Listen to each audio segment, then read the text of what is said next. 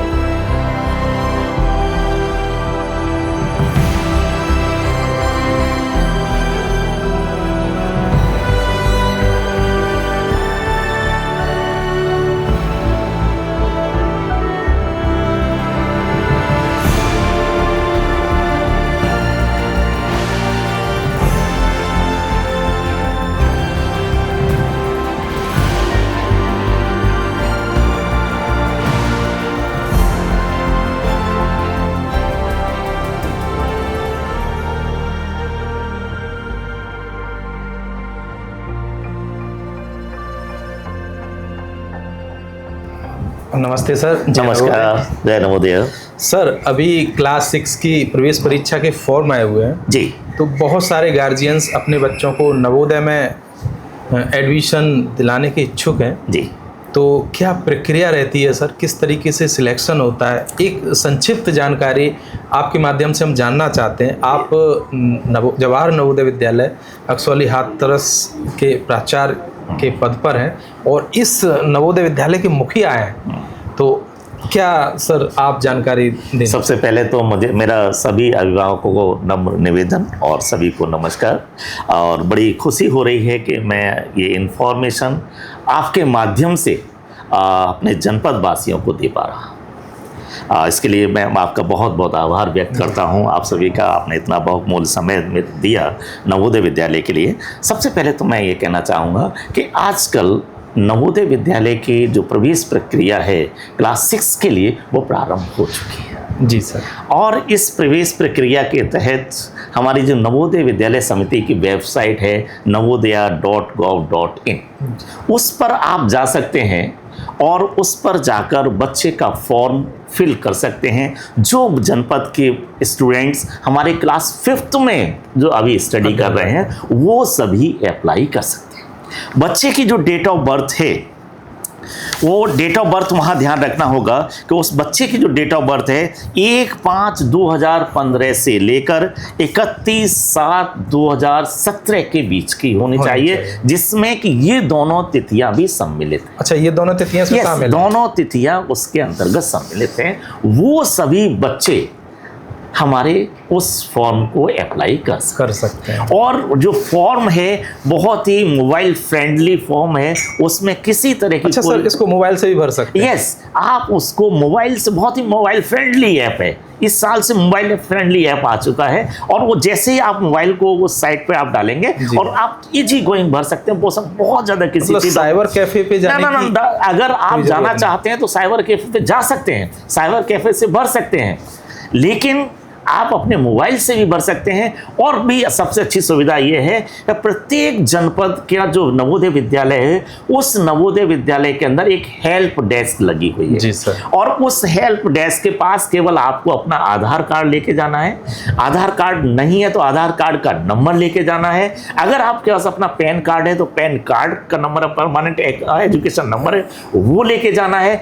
और एक 5th class में जहां बच्चा पढ़ रहा है वहां के हेडमास्टर के एक सर्टिफिकेट लेके जाना है और एक अपना फोटो साथ में होगा, बस फोटो लेके जाना है और वो वहां पर आप फॉर्म अच्छा सर, आपने एक बहुत महत्वपूर्ण जानकारी दी कि हेडमास्टर से एक सर्टिफिकेट लेके जाना, तो उसमें सर क्या लिखवा के ले जाना, क्या मिल सकता? सर्टिफिकेट जो वहां पर हमारा होता है, उस सर्टिफिकेट में केवल इंफॉर्मेशन होता है कि वो बच्चे की डेट ऑफ बर्थ ये है जी। और ये हमारा इस विद्यालय के अंदर क्लास 5th में स्टडी कर रहा है, बस छोटी सी एक इंफॉर्मेशन होती है। और नहीं है तो आधार कार्ड और पेन से भी वो अप्लाई कर सकते हैं जी। मतलब ये भी जरूरी नहीं है जी। सर, जैसे कोई फॉर्म भरते हैं जी और उस समय उन्हें नहीं पता चलता है कि उनसे कोई मिस्टेक हुई है, लेकिन फॉर्म भरने के बाद वो आते हैं, उनको पता लगता है कि नाम में या डेट ऑफ बर्थ है किसी में भी कोई मिस्टेक हो गई है, क्या इसको संशोधन करने का कोई मौका मिलता है? यस, संशोधन के लिए जैसे हमारी जो अंतिम तिथि तक है, अंतिम तिथि तक तो हम किसी भी तरह का संशोधन उसमें कर सकते हैं, क्योंकि आपके पास में आपका एक रजिस्ट्रेशन नंबर होता है बच्चे का, उस रजिस्ट्रेशन के अनुसार कोई भी हम उसमें मॉडिफिकेशन कर जैसे सर 31 जुलाई इस समय अंतिम तिथि जी, और मैंने आज फॉर्म में अप्लाई किया, बिल्कुल तो मैं कल कर सकता हूँ? यस, कल उसमें कोई भी संशोधन आप कर सकते हैं, खुद कर सकता हूँ? यस, खुद कर सकते हैं। इसके अलावा भी अगर मान लीजिए आपकी 31st कंप्लीट हो गया, 31st कंप्लीट करने के बाद 2 डेज हमको मिलते हैं। अगर वो बच्चा हमारे पास आता है कि साहब ये संशोधन हमारा इसमें चाहिए, तो वो हम अपने लेवल पर भी संशोधन कर सकते, यानी कि लास्ट डेट के बाद अगर 2 डेज हमको मिलेंगे। 2 दिन विद्यालय, नवोदय विद्यालय, यस, नवोदय विद्यालय जिस नवोदय में उसने अप्लाई किया, आपने अप्लाई किया है, वहां से आप उसको संशोधन को करा सकते हैं। यानी कि 2 मौके मिल सकते हैं। 2 मौके, एक तो लास्ट डेट तक आप खुद कर सकते हैं और उसके बाद आप विद्यालय में जाकर वहाँ से भी संशोधन करा सकते। तो सर, जैसे विद्यालय में जाएंगे तो संपर्क करने के लिए जो आपने हेल्प डेस्क, जी, हमारे यहाँ हेल्प डेस्क है। हर विद्यालय के अंदर एक हेल्प डेस्क होती है, जिसमें प्रिंसिपल होते हैं और 3 पर्सन और होते हैं, जिसमें वो यूनिवर्सिटी इंचार्ज होते हैं और यूनिवर्सिटी के जो मेंबर्स होते हैं, वो मेंबर्स वहाँ पर उनके फ़ोन नंबर्स वहाँ देते हैं। फ़ोन नंबर से भी अगर आप बता देंगे तो भी हम यहाँ संशोधन कर दें। जी, तो उसके लिए डॉक्यूमेंट्स की जरूरत पड़ती है सर? कोई भी डॉक्यूमेंट्स की आवश्यकता नहीं है। अगर आप बताएंगे, ऑथेंटिक इन्फॉर्मेशन आपकी होनी चाहिए, लेकिन एक रिटन में इन्फॉर्मेशन हो तो हमारे लिए बेटर होता है। तो सर, जैसे ये आपने हेल्प डेस्क का नाम, इसकी कोई टाइमिंग है या फिर 24/7 है? 24/7 कभी भी आप कॉल कीजिए, कभी किसी तरह की कोई भी दिक्कत नहीं आएगी। तो ये तो बहुत अच्छी सुविधा है जी। आप कभी भी कॉल कीजिए, किसी भी समय कॉल कीजिए, आपको आंसर जरूर मिलेगा। सर, अभी एक प्रवेश परीक्षा में बहुत बड़ा बदलाव हुआ है कि जो मेंटल एबिलिटी के 40 क्वेश्चन आते थे 50 नंबर के, जी, उसको डिवाइड करके 20 नंबर मेंटल एबिलिटी कर दिए गए, जी, और 20 नंबर का एक नया सिलेबस ऐड किया गया है, EVS, एनवायरमेंटल स्टडी। तो ये सर, इसके पीछे क्या वजह है, क्या व्यवहारिकता? इसके पीछे देखिए, ऐसा है, पहले जो हमारा होता था 80 क्वेश्चंस होते थे, सिंपल होता था। 80 क्वेश्चंस में हमारे 40 क्वेश्चंस रीजनिंग के होते थे और 20 क्वेश्चंस हमारे अर्थमेटिक के होते थे, 20 क्वेश्चंस हमारे लैंग्वेज से होते थे। अब थोड़ा सा चेंज किया, बहुत बड़ा परिवर्तन थोड़ा सा चेंज किया है। जो रीजनिंग के हमारे 40 क्वेश्चंस होते थे, उनको हमने 2 पार्ट्स में, 2 सेक्शन में हमने डिवाइड कर दिया है। एक सेक्शन तो हमारा वही रीजनिंग का है, जिसके 20 क्वेश्चंस होंगे। सेकंड जो हमारा सेक्शन होगा, उसमें हमारा EVS जुड़ा है, नहीं, एनवायरमेंटल साइंस हमारा जोड़ा है। वो बहुत ही जनरल क्वेश्चंस होंगे हमारे एनवायरमेंट से, कहने के बाद साइंस से रिलेटेड वो छोटे से क्वेश्चंस होंगे। बहुत सिंपल क्वेश्चन है, जो बहुत ही जनरल क्वेश्चंस हैं, सामान्य क्वेश्चंस हैं, जो कि इसके अंतर्गत बच्चे की जो IQ है उसको देखने के लिए। अच्छा सर, मैं यहाँ आपकी राय जानना चाहता हूँ कि रीजनिंग की जगह एनवायरनमेंट जो स्टडी जोड़ा गया है, ये ज़्यादा व्यवहारिक है या वो ज़्यादा व्यवहारिक है? देखिए, व्यवहारिक दोनों ही चीज़ें हैं, लेकिन ये जो EVS जोड़ा है, ये थोड़ा लेटेस्ट, ज़्यादा व्यवहारिक है, ज़्यादा व्यवहारिक है, क्योंकि जनरल चीज़ें बच्चे के नॉलेज में वो होती ही है और उसका भी वो एक वहाँ पर बच्चे का टेस्ट हो जाता है तो वो बहुत अच्छा हो जाएगा, क्योंकि वो जो टेक्निकल चीज़ें आती थी, रीजनिंग में सारी टेक्निकल चीज़ें हैं, तो उसको करते हुए थोड़ा सा यहाँ बेटर। आज कल इन्वायरमेंट की बहुत ज़्यादा ज़रूरत है। जी। अगर अच्छा इन्वायरमेंट होगा तो वो आने वाली पीढ़ियों के लिए बहुत अच्छा होगा। तो यही सोच के साथ ये सारी चीज़ें जोड़ी गई हैं जी। और सर आपने बहुत महत्वपूर्ण जानकारी हमें दी। सर जब हम नवोदय विद्यालय में पढ़ते थे जी तो बहुत सुविधाओं का अभाव था, नई नई बिल्डिंगें बनी थी, अपनी एक शुरुआती स्टेज में नवोदय विद्यालय थे जी, तो बहुत सारी लाइट की भी समस्या रहती थी। लेकिन आज हम देख रहे हैं विद्यालय को और आपके ऑफिस को चारों तरफ बहुत बदलाव दिखाई दे रहा है, और इतना अच्छा बदलाव टेक्नोलॉजी का सर आपने इतना अच्छा प्रयोग किया है कि आप यहीं बैठे एक एक बच्चे की किताब तक रीड कर पा रहे हैं जी। आपने अभी हमें दिखाया कि हम यहाँ बच्चे का क्या लिख रहा है वो भी हम देख सकते हैं, किस क्लास में कौन से टीचर हैं और कौन सा बच्चा बाहर है, ये सारी चीज़ें आप ऑफिस में बैठ के मॉनिटर कर रहे हैं। तो सर आज के समय में जो बदलाव हुआ है, बहुत कुछ सकारात्मक बदलाव देखने को मिल रहा है, वो क्या क्या है और कहाँ तक ये प्रासंगिक है? जी, नवोदय विद्यालय आज से 2 साल पहले जी सर थोड़े से दूसरे मॉडिफिकेशंस थे, लेकिन आज की डेट में अगर हम देखें कि हमारे जो विद्यालय हैं PM श्री जवाहर नवोदय विद्यालय के अंतर्गत आते हैं। जी सर। तो PM श्री जवाहर नवोदय विद्यालय में जब से इसका नाम हुआ है, तब से ही हमारी नवोदय विद्यालय समिति, भारत सरकार ने नवोदय विद्यालय के ऊपर विशेष फोकस किया है, स्पेशली फैसिलिटीज़ के ऊपर। जैसे एग्जाम्पल पे हमारा जो क्लासरूम हुआ करता था, क्लासरूम में सिंपल टीचिंग हमारी होती थी, ब्लैक बोर्ड और ये सारी चीज़ें जो ट्रेडिशनल हमारी जो है स्टडी होती थी। लेकिन आज PM श्री एक्टिविटी के अंतर्गत भारत सरकार ने हर क्लासरूम के अंतर्गत न्यू टेक्नोलॉजी के अंतर्गत इंटरैक्टिव पैनल दिए हैं, जिसकी कॉस्ट एक इंटरैक्टिव पैनल की 2 लाख से ऊपर है, जिसके अंतर्गत एक ब्लैक बोर्ड, एक ग्रीन बोर्ड है, एक वाइट बोर्ड है और एक TFT जिसको आप LED कहते हैं, बड़ा सा एक TFT वहाँ पर है, बहुत बड़ा TFT है, जिसमें आप ऑनलाइन क्लासेस भी ले सकते हैं।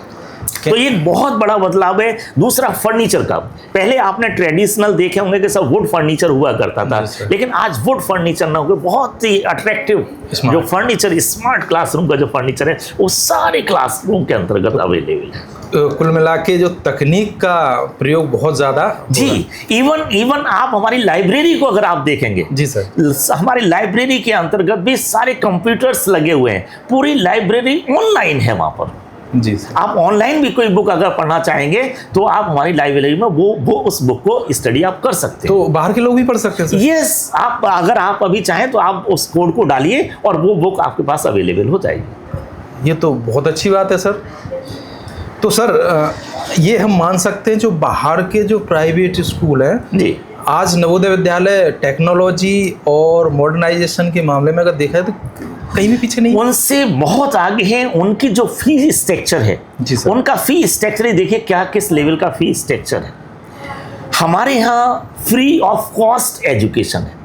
बच्चा हमारे यहाँ हॉस्टल में यहाँ रहता है, गर्ल्स और बॉयज़ के लिए सेपरेट हॉस्टल हैं, बहुत अच्छी उनके लिए फैसिलिटीज़ वहाँ पर दी गई हैं और उन फैसिलिटीज़ के सहारे बच्चे की जो एजुकेशन जो यहाँ प्राप्त कर रहे हैं, हमारे जनपद के जो अन्य विद्यालय हैं उनसे बहुत आगे वो चल रहे हैं। इवन मैं अगर आपको बता दूँ, हमारी एजुकेशन में ही नहीं, एजुकेशन के अलावा जो अदर फील्ड हैं, चाहे हमारा स्पोर्ट्स फील्ड हो या हमारी CCA एक्टिविटीज़ हो, उनमें भी हमारे बच्चे बहुत आगे जा रहे हैं सर। जैसे हमारे स्पोर्ट्स फील्ड के अंदर अभी आपने देखा जी सर, हमारा एक बच्चा जी सर, जो जानू रावत है, जो 12th क्लास में था और वो CWSN कैंडिडेट था, दिव्यांग कैंडिडेट था, लेकिन हमने उसका जो एडमिशन है आदित्य बिरला फाउंडेशन के अंतर्गत उसके कराया और उससे वहाँ उसको कोचिंग ली और कोचिंग लेने के वो थाईलैंड वहाँ से गया स्पोर्ट्स खेलने के लिए और थाईलैंड में जाकर वो जेवलिन में गोल्ड मेडल विनर हुआ। ये हमारे विद्यालय के लिए बहुत बड़ा achievement। कहने का मतलब है सर, पढ़ाई के साथ साथ अगर स्पोर्ट्स में भी अगर कुछ करना चाहते हैं तो नवोदय विद्यालय ये सारी सुविधाएं देता है। बहुत अच्छा है। इवन हम हर फील्ड के लिए एक एक ट्रेनर अवेलेबल करा रहे हैं। जैसे हमारे स्पोर्ट्स फील्ड है, हमारी कबड्डी है, वॉलीबॉल है, फुटबॉल है, उनके ट्रेनर्स, स्पेशल ट्रेनर्स हमने यहाँ पर रखे हुए हैं। वो ट्रेनर्स उनको कोच करते हैं। तो ये तो एक एक्स्ट्रा बेनिफिट है। यस, इवन हमारे गर्ल्स के लिए, गर्ल्स में क्या है, गर्ल्स के लिए सेल्फ डिफेंस के लिए हमने सेल्फ डिफेंस ट्रेनर यहाँ पर रखे हुए हैं। सर पढ़ाई के साथ साथ खेल भी हो गया, और म्यूजिक की सर आपने बात की थी, तो म्यूजिक के क्षेत्र में भी यहाँ बच्चे आगे बढ़ सकते हैं। यस, म्यूजिक के क्षेत्र में अगर मैं बात करूँ, लास्ट ईयर का मेरा जो म्यूजिक का फील्ड रहा है उसमें मैंने ट्रेनर्स को रखा है। वहाँ भी हम ट्रेनर्स को रखते हैं।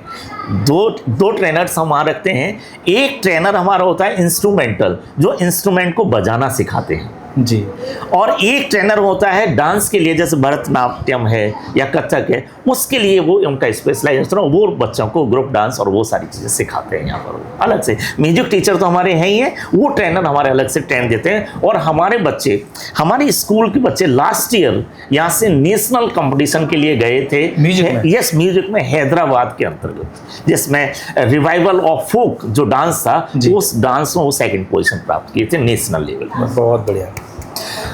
सर कोई भी संस्था होती है, और स्पेशली जो एजुकेशन वाली संस्था होती है, उसका आंकलन अंत में वहाँ के जो बच्चे निकल के जाते हैं उनके सिलेक्शन रेशियो से जरूर किया जाता है। तो नवोदय विद्यालय इस क्षेत्र में कहाँ तक जाते हैं, और यहाँ का जो बच्चा पढ़ के बाहर जाता है तो बाहर वाले बच्चों से कंपटीशन एग्जाम में किस स्तर पर रखना चाहेंगे? मैं लास्ट ईयर 2025 की बात कर रहा हूँ। जो हमारा जेईई मेंस और नीट का जो रिजल्ट रहा है, हमारे 25 में 12,103 छात्रों ने हमारा जेईई मेंस क्वालिफाई किया था प्री, और मेन एग्ज़ाम 4,492 से 37.11% हमारा ये ओवर नवोदय विद्यालय का रिजल्ट रहा जेईई का लिए। और हम नीट की बात करें तो नीट में हमारे 23,105 बच्चे नीट में सेलेक्टेड हुए पूरे देश से। सर और हर साल बच्चे जो हमारे ये जेईई नीट का है, इसके अलावा हमारा पीसीएस में, आईएएस में बहुत बच्चे सेलेक्ट होते हैं। मुझे मेरे अपने इस नवोदय विद्यालय की बहुत बड़ी खुशखबरी मैं आपको बता दे रहा हूँ। हमारे लास्ट ईयर 2 एलुमनाई यहाँ से पीसीएस हुए। बहुत बढ़िया। अब देखिए सिलेक्शन का रेशियो बहुत अच्छा है नवोदय का, और सीबीएसई बोर्ड का हर साल रिजल्ट आता है। तो सर हर साल नवोदय विद्यालय जो रहते हैं सीबीएस 10th और 12th में, वो सबसे ऊपर रहते हैं। तो काफ़ी हद तक यहीं से हम अंदाज़ा लगा सकते हैं कि नवोदय विद्यालय में पढ़ाई बेहतर होती है। सिलेक्शन रेशियो तो बहुत अच्छा रहा है सर। अभी आप बता रहे थे सर कि आपके विद्यालय से 2 बच्चे पीसीएस में सिलेक्ट हुए लास्ट ईयर। जी। तो कुछ बताना चाहेंगे उनके बारे में, ताकि जो और बच्चे वो मोटिवेट हो सकें? जी सर। हमारा एक बच्चा है राहुल रजत, जो कि इस यहाँ जनवरी हाथरस का 2011 का पास आउट है ये बच्चा। जी सर। ये बच्चा है हमारा, जो कि अभी पीसीएस में सेलेक्ट ये बच्चा हमारा हुआ है। जी। इसके अलावा एक बच्चा और है हमारा, जो अमित यादव है, जो कि इसी विद्यालय के स्टूडेंट रहा है, 2015 का पास आउट है, जो उसका सिलेक्शन भी पीसीएस में अभी हुआ है। यानी कि नवोदय विद्यालय से प्रशासनिक सेवाओं में भी बहुत बच्चे जा रहे हैं। बहुत बच्चे हमारे निकल रहे हैं। अगर एक नवोदय विद्यालय से 2 बच्चे एक साल में जाते हैं तो आप सोचिए। अभी हमारी जब आपस में बातचीत चल रही थी, जी सर, उस समय हमारे एक लास्ट ईयर का स्टूडेंट भी आपके पास आया था। जी सर। और आपने उससे डिस्कस किया तो उसने बताया कि हमारे कितने बच्चे लास्ट ईयर 12th क्लास के बच्चे हमारे कहाँ पर सेलेक्ट हुए, जेईई के थ्रू हुए हैं या अदर जगह पर कहाँ उनका प्लेसमेंट हुआ है, वो आपके सामने। वो डाटा सुन के तो मुझे लगा कि इससे बेहतर संस्था क्या हो सकती है कि लास्ट ईयर के जो एलुमनाई कह सकते हैं उनको, वो आए और यहाँ पे बताया कि सर ने पूछा कि आप कहाँ हो, तो उन्होंने डीयू से बीटेक कर रहा हूँ, और उन्होंने और भी बच्चे कुछ फॉरेनर में गए, वो बता रहे थे कि यहाँ सिलेक्शन हुआ है। तो वाकई में रिज़ल्ट बहुत शानदार है। तो ये रिज़ल्ट तभी शानदार है कि जब नवोदय विद्यालय में पढ़ाई होती है। तो बहुत सारे लोग इस कन्फ्यूज़न में रहते हैं कि नवोदय विद्यालय में पढ़ाई कैसी होती है, तो आप रिजल्ट देख सकते हैं, यहाँ का माहौल देख सकते हैं, अनुशासन देख सकते हैं, और सबसे जो महत्वपूर्ण जानकारी है वो है सर यहाँ की वैल्यू। जो आप लोग अनुशासन सिखाते हैं वो जीवन पर्यंत उसके काम आता है। नौकरी तो कहीं ना कहीं से मिल ही जाती है, लेकिन नवोदय जो अनुशासन 7 साल में देता है और डिपेंड बनाता है खुद के ऊपर कि सारे काम वो खुद करते हैं, इसके बारे में थोड़ा सा सर प्रकाश डालिए। जी जी, देखिए बच्चा हमारा जब यहाँ 6 क्लास में सेलेक्ट होके आता है जी सर, तो सबसे पहले तो चीज़ है कि वो डिपेंडेंट खुद ही सेल्फ बनना शुरू कर देता है क्लास हमारे साथ। क्लास 6 से ही वो शुरू हो जाता है। जब वो क्लास 6 से शुरू हो जाता है और 7 इयर्स का वो जो उसका गोल्डन टाइम होता है, जो उसका बचपन होता है, और बचपन से देख के वो मैच्योरिटी की तरफ जो जाता है, वो समय हमारे साथ वो बच्चा रहता है। और जब हमारे साथ रहता है तो उस तरह से हम उसको एजुकेट करते हैं कि वो आगे चलकर अपने जीवन को बहुत अच्छे से सफल बना सके। और एजुकेशन के साथ साथ हम जो हमारी वैल्यू एजुकेशन है, वैल्यू एजुकेशन के साथ साथ हमारा जो सोशल जो कार्यक्रम है वो भी हम देते हैं, क्योंकि हमारी सीसी एक्टिविटीज़ भी हमारे पर बहुत सारी होती हैं। तो सीसी एक्टिविटी के थ्रू भी हम बच्चे को बहुत सारी चीज़ें अवेयर कराते हैं, जिससे कि वो अपनी लाइफ को आगे लेकर बहुत सुदृढ़ बना सके। सर मैं एक छोटी सी तुलना करना चाहता हूँ या आपके माध्यम से जानना चाहता हूँ कि जैसे यही बच्चा अपने माँ बाप के निगरानी में रहता है और सारा काम उसके माँ बाप करके देते हैं, घर में सुविधाएं हैं, और एक नवोदय में बच्चा खुद करके सीखता है, तो जीवन तो उस बच्चे को खुद ही जीना है ना जी। तो जब वो जीवन खुद जिएगा उस चरण में वो क्या अंतर होगा दोनों ही स्थितियों में सर? देखिए, एक बच्चा हमारा 6 क्लास में यहाँ आया जी, हम उसको सेल्फ डिपेंडेंस वाली चीज़ें सिखा रहे हैं कि बेटा सेल्फ डिपेंडेंस आपको कैसे रहना है। एक दूसरा बच्चा है उसी एज ग्रुप का है, अपने वो पेरेंट्स के साथ में रह रहा है जी। अब पेरेंट्स उसको हर चीज़ फैसिलिटी अवेलेबल करा रहे हैं, उसके कपड़े कपड़े साफ करके दे रहे हैं, यूनिफॉर्म उसको पहना रहे हैं, इवन उसकी कंघी तक कर रहे हैं। तो ऐसे केस में बच्चा वो सेल्फ डिपेंडेंसी कहाँ से सीखेगा? अब वो बच्चा वहाँ से उनके साथ रहा 12th तक, वो बच्चा सपोज रहा, 12th के बाद वो आगे चला, अब वो सेल्फ डिपेंडेंसी वाली चीज़ें थी जो सीखने की प्रक्रिया जिस एज में होनी चाहिए उस एज में ना होके वो उस एज में आएगी, तो वो चीज़ नहीं आएगी। तो नवोदय में जो सबसे अच्छी जो बात है वो यही है कि बच्चा खुद करके सीखता है और जीवन में यही चीज़ काम आती है जो सबसे महत्वपूर्ण है। यही व्यक्ति को निखारती हैं, उसके व्यक्तित्व का निर्माण करती हैं, उसके चरित्र का निर्माण करती हैं, बहुत सारी चीज़ें होती हैं सर। और मैं तो ये कहूँगा एक अच्छे व्यक्ति का निर्माण करती हैं बस। और नो डाउट सर, जैसे नेतृत्व या गार्जियंस होते हैं, नवोदय में कोई पद नहीं होता है प्रिंसिपल सर, ये गार्जियंस होते हैं जो 7 साल तक अपने बच्चे की तरह हमें पालते हैं, रखते हैं, खिलाते हैं, प्यार करते हैं, डांटते भी हैं अगर गलती करते हैं। जैसे एक बच्ची बता भी रही थी कि सर हमें एक बच्चे की तरह रखते हैं, जो भी समस्या मेरी फैमिली में भी कुछ समस्याएं थी सर ने वो भी देखी। तो ये विद्यालय के साथ साथ एक परिवार है, और आज ये सर बहुत बड़ा परिवार हो गया है पूरे देश में। आप कहीं भी जुड़ते हैं तो बहुत अच्छा लगता है कि हम नवोदय से। सर यहाँ नवोदय विद्यालय में एक माइग्रेशन पॉलिसी होती है जी, जो क्लास 9th में होती है जी। इसका क्या उद्देश्य है और ये क्यों ज़रूरी है? नवोदय विद्यालय समिति ने इसके महत्व को काफ़ी पहले ही समझ लिया था जब ये नवोदय विद्यालय इस्टेब्लिश हुए थे जी सर।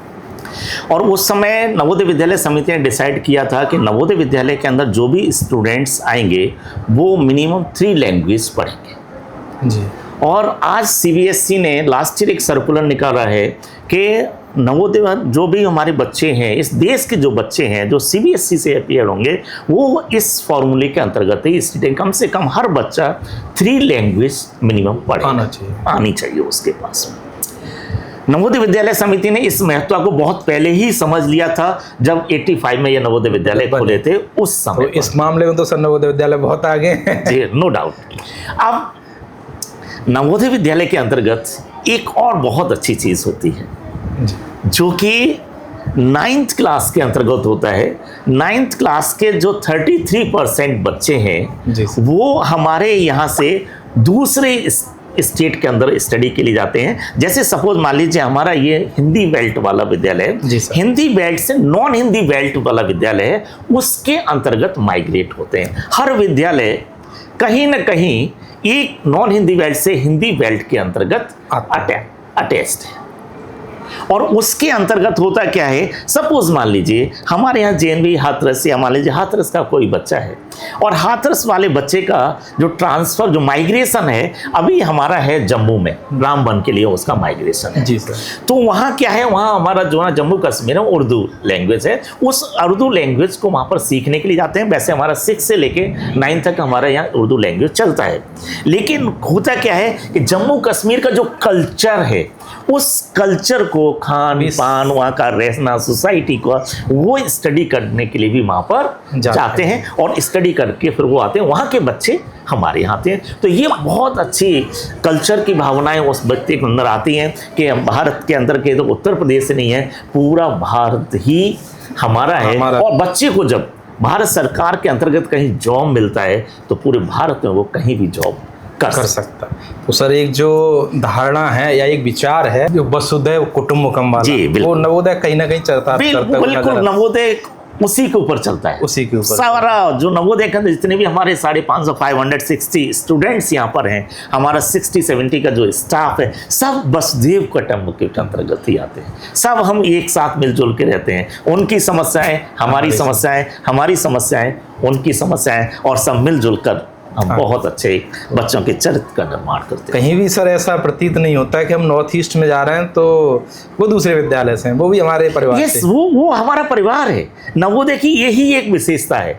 नवोदय का बच्चा अगर पूरी भारतवर्ष में कहीं भी जगह मिल जाएगा और आप अगर कह देंगे कि मैं नवोदय का हूँ, फिर आप देखिए आपका रेस्पेक्ट, आपका ऑनर उस जगह पर किस तरह से बस एक नवोदय की फीलिंग बहुत बड़ी फीलिंग होती है। बिल्कुल सर।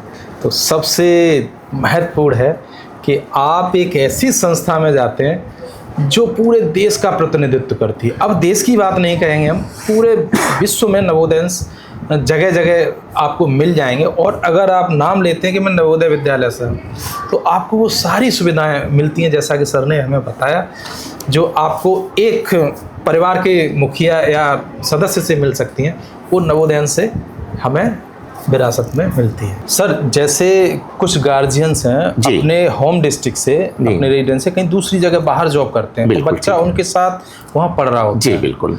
तो वो किस कंडीशन में और कहाँ पर अप्लाई कर सकता है? नवोदय विद्यालय समिति के नियमानुसार जी सर, बच्चा जहाँ स्टडी कर रहा है, जिस जनपद में वो स्टडी कर रहा है और जहाँ पेरेंट्स उस जिस जनपद में रह रहा है उस जनपद में वो अप्लाई कर सकता है। तो सर वहाँ मूल निवास की जरूरत नहीं पड़ेगी? मूल निवास की जो जरूरत पड़ेगी जी, मूल निवास की तो जरूरत पड़ेगी, लेकिन प्रेजेंट मूल निवास उसका जहाँ पेरेंट्स अभी रह रहे हैं उस जगह का उसका लागू होगा। लेकिन वहाँ अगर मूल निवास उनका नहीं है तो ट्रांसफरेबल जॉब है, नहीं, कंडीशन में ट्रांसफरेबल जॉब टेम्परेरी तो है जी, तो वो अपने डिपार्टमेंट से लिख के दिलवा सकते अच्छा डिपार्टमेंट से लिख के वो अपना दे सकते, मतलब उस हो जाएगा वहाँ? बिल्कुल हो जाएगा। सर बहुत से लोग ये जानना चाहते हैं, उनकी तमन्ना रहती है, इच्छा रहती है कि उनका बच्चा नवोदय में पढ़े, किसी कारणवश से उनका बच्चा क्लास 6 में एडमिशन नहीं ले पाता है, तो उनकी हार्दिक इच्छा रहती है कि क्लास 9th में किसी भी तरीके से उसको प्रवेश हो जाए। तो इसकी क्या प्रक्रिया है? देखिए बिल्कुल सही कहा आपने। ऐसा अक्सर कर हमारे पेरेंट्स हमारे पास भी आते हैं कि हमारा बच्चा सर 6 में नहीं होता है, आगे कभी हमारे चांसेस क्या हैं? जी सर। इस तरह के लिए चांसेस हमारे जो अभी नवोदय विद्यालय समिति के हमारे आयुक्त महोदय हैं, कमिश्नर सर हैं, उन्होंने बहुत अच्छा डिसीजन लिया है। क्या सर? और वो डिसीजन ये लिया है कि किसी कारण से अगर क्लास 6 में कोई वैकेंसी रह जाती थी, ठीक है, वेटिंग लिस्ट के बाद ही वैकेंसी रह जाती तो फिर वो 7th 8th 9th तक वो चलती थी। इस बार उन्होंने ये कहा है कि अगर बच्चा 6 में कोई वैकेंसी रह गई है तो उसको आप 7th में वैकेंसी को फिल कर सकते हैं। 7th में? ये 7th में वैकेंसी कर सकते हैं, लेकिन मेरिट लिस्ट जिस ईयर में उस बच्चे ने एग्जाम दिया उस मेरिट लिस्ट से उसको आना होगा। उसी मेरिट लिस्ट से? यस, उसी मेरिट लिस्ट से वो 7th में एडमिशन ले सकता है।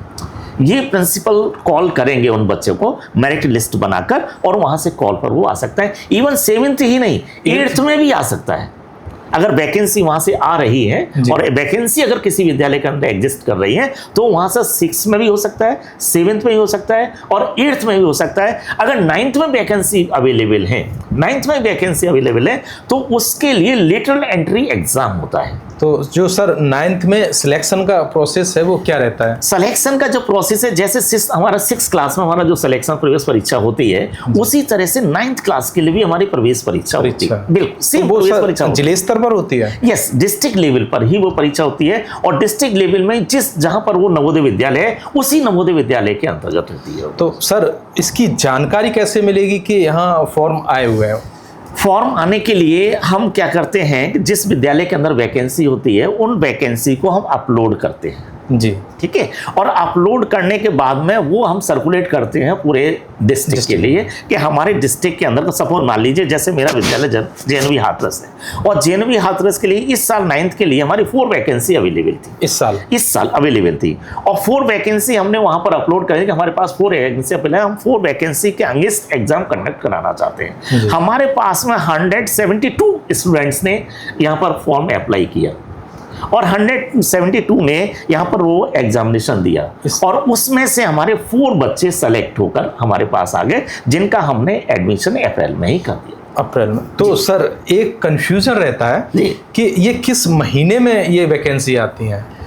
वैकेंसी जो हमारी आती है, जैसे हमारा अभी जुलाई चल रहा है जी सर, जुलाई में हमारी 8th क्लास से वैकेंसी हमारी 9th क्लास में आ जाएंगी तो हम अगस्त में इसको अपलोड कर देते हैं। अगस्त जी, जैसे हमारा अभी 6 का जैसे ही खत्म होता है, 6 का खत्म होने के बाद हमारा 9th का वो हमारा पास आ जाएगा और 9th वाले को फिर 9th ही नहीं, 9th के अगर 11th में भी हमारी कोई वैकेंसी रहती है जी, किसी कारणवश तो 11th के लिए भी सेम टेस्ट होता है जैसे 6 का होता है, 7th का होता है और 9th का होता है। बस 9th और 11th में ये है यहाँ पर सब्जेक्टिव होता है, एग्जाम है वो एग्जाम सब्जेक्टिव होगा। यहाँ पर हमारा रीजनिंग वगैरह वो सारी चीजें होती है 6 में, वहाँ हमारा वो सब्जेक्टिव और उसमें भी हमारी जो मेरिट्स होता है, मेरिट से हम उन बच्चों को वहाँ पर। सर जैसे किसी को अन्य माध्यमों से ये जानकारी नहीं मिल पा रही है तो क्या वो नवोदय में आकर जानकारी जिस डिस्ट्रिक्ट में वो एडमिशन चाहते हैं उस डिस्ट्रिक्ट के नवोदय में वो जा सकते हैं, वहाँ पर ऑफिस में वहाँ मिल सकते हैं, प्रिंसिपल साहब से वहाँ मिल सकते हैं और उनसे सारी इंफॉर्मेशन उस स्थिति के बारे में ले सकते हैं, वैकेंसी के बारे में ले सकते हैं। सर बहुत ही महत्वपूर्ण जानकारी दी सर आपने, बहुत बहुत धन्यवाद सर। के अंतर्गत भी हमने LEST कराया था जी और उस LEST के द्वारा हमने एडमिशन लिए। अगर मान लीजिए एग्जामिनेशन से भी हमारे पास में वैकेंसी बच जाती हैं उसमें भी हम डायरेक्ट एडमिशन ले रहे हैं। यस, इस साल से हम डायरेक्ट एडमिशन ले रहे हैं और डायरेक्ट एडमिशन हमारे वहाँ भी हुए।